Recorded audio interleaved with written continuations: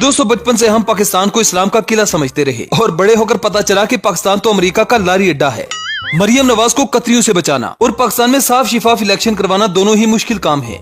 यकीन जाने कि अगर खान ना होता तो नवाज शरीफ ने पटवारियों को मनवा ही लेना था कि पाकिस्तान मेरे बाप ने बनवाया था, कायदे आज़म तो बीमार रहते थे।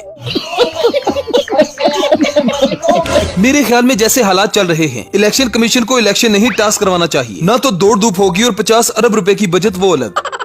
मरियम नवाज के मुंह से अवाम ने खान के खिलाफ झूठ सुनने से इनकार कर दिया, जिससे तंग आकर मरियम नवाज ने खोता यूनियन बना ली। अब इस यूनियन में कतरी शहजादी के पास मौजूद 9000 गंदी वीडियोस के बारे में हर महीने की 33 तारीख को तबादला ख्याल किया जाएगा।